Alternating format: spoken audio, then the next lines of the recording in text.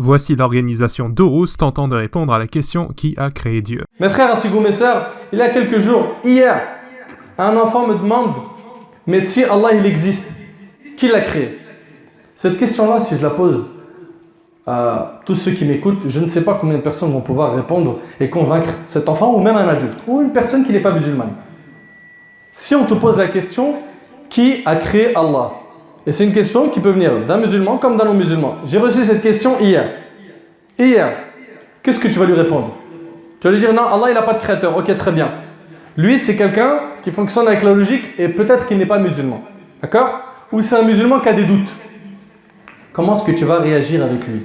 Eh bien mon frère ainsi que toi ma soeur, plus tu vas apprendre sur ton Seigneur, plus tu vas réussir à répondre à toutes ces questions. Et pour cette question très importante, il faut savoir mes frères et sœurs, rapidement, que c'est une question qui mène à l'infini et à l'illogique. L'intérêt de cette question est de réviser la prémisse postulant que toute chose doit avoir un créateur. Si cette prémisse est vraie, alors il est incohérent de postuler qu'un Dieu n'a pas de créateur, puisqu'un Dieu est censé faire partie de l'ensemble de toutes les choses qui existent. Vous écoutez attentivement? Parce que on suppose, j'ai bien dit on suppose, nous on sait dans notre croyance qu'Allah il est unique. Il n'a pas de parents, il est l'éternel. Le prophète il a dit Allahumma anta al-awwal falaysa qablaka shay. Ou Allah tu es le premier, il n'y a rien eu avant toi. Dans un autre hadith, kana Allah wa lam yakun shay'an qabla. Allah était, il n'y avait rien avant lui. Donc Allah il a toujours existé. Il n'a pas de commencement dans le temps. Si Dieu a créé le temps, alors comment peut-il exister avant le temps? Qu'est-ce que cela signifie même d'exister sans une forme d'extension physique dans l'espace-temps? Comment peut-il exister éternellement sans temps? Vous suivez? Taïb, quelqu'un qui dit oui mais toute chose a un créateur. Qui a créé Allah? Mais la réponse elle est très simple mon frère ainsi que toi ma soeur. Écoute attentivement. S'il y avait cette possibilité qu'il y ait le créateur du créateur, on rentrerait dans de l'illogique et dans une réponse infinie. Exemple. Quelqu'un qui répondrait, celui qui a créé Allah, il donne un nom. Il donne un nom, peu importe. Il va dire par exemple c'est Y. D'accord? Ou il va dire c'est Ahmed. Logiquement, tout de suite, c'est qui a créé Ahmed? N'est-ce pas? Et on va vers l'infini, ça ne va pas s'arrêter. Le problème de ce raisonnement est qu'il est inutile d'aller plus loin que l'univers. Si vous pouvez simplement postuler qu'un Dieu peut exister nécessairement sans une entité transcendante, alors pourquoi pas l'univers? Qu'est-ce qu'un Dieu a qu'un univers ne peut pas avoir? Ça ne va pas s'arrêter, il y aura toujours un nom.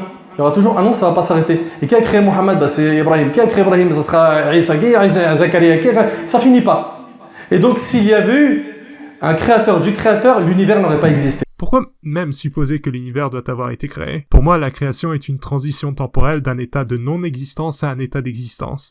Une telle transition nécessite du temps pour se produire. Qu'est-ce que cela signifie même pour qu'une telle transition se produise sans la présence du temps? À savoir à l'état où l'espace-temps n'existe même pas. Comment une transition peut se produire sans axe temporel? De la même manière que si quelqu'un vient dire à son patron, écoute attentivement cet exemple, il dit à son patron, je veux poser une semaine de congé.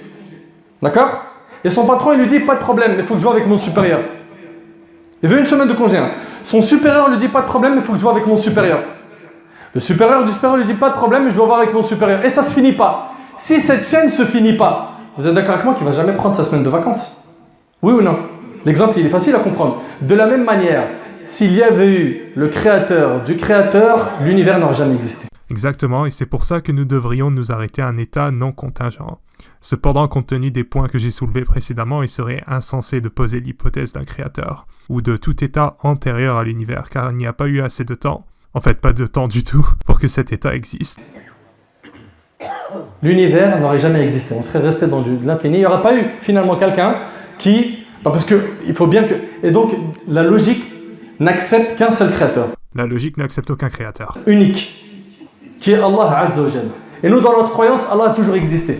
Encore une fois, comment cela peut-il avoir un sens d'exister éternellement sans aucun repère temporel? Si Dieu a toujours existé en même temps que l'univers, alors cela rend le concept divin redondant, car nous devrions justifier son existence autant que nous justifions l'existence de l'univers. Si ce Dieu peut simplement exister sans créateur, alors pourquoi ne pouvons pas postuler la même chose pour l'univers? Pourquoi la nécessité ne peut-elle pas être appliquée à notre cosmos? Et il n'a pas de commencement dans le temps. Et d'ailleurs, le prophète, dans un hadith rapporté par Muslim, des compagnons sont venus le voir et lui ont dit « Ya Rasulallah, on a des pensées qui attaquent notre esprit. » Et c'était en fait des doutes qu'ils avaient sur Allah. Vous imaginez, c'est rapporté par Muslim. Le prophète, il a dit « Ces pensées vous ont touché ?» Et il a dit « Ça prouve que votre foi, elle est ferme, certaine, solide. » Tu vas me dire « Mais comment ça? Des doutes prouvent que ta foi est solide? Comment ça se fait ?» Est-ce qu'un shaitan vient faire douter quelqu'un qui ne croit pas en Allah. Ou peut-être parce que ce concept n'a aucun sens. Quelqu'un qui ne croit pas en Allah, il va le voir, il va lui dire, c'est quoi, c'est possible que Dieu n'existe pas, mais il n'y croit même pas. Donc finalement, le diable, il va faire douter qui? Quelqu'un qui croit, n'est-ce pas? Donc si tu as ces doutes, c'est que finalement, alhamdulillah, tu as cette foi qui est ancrée, mais Shaitan est venu perturber ta croyance. C'est tautologique. Comment pouvez-vous douter qu'une chose à laquelle vous ne croyez même pas ne justifie pas une croyance? Bien sûr, seules les personnes qui croient en ce concept auront des doutes sur ce concept. Le contraire n'aurait aucun sens. C'est comme dire que seuls les propriétaires de voitures ont des problèmes de voiture.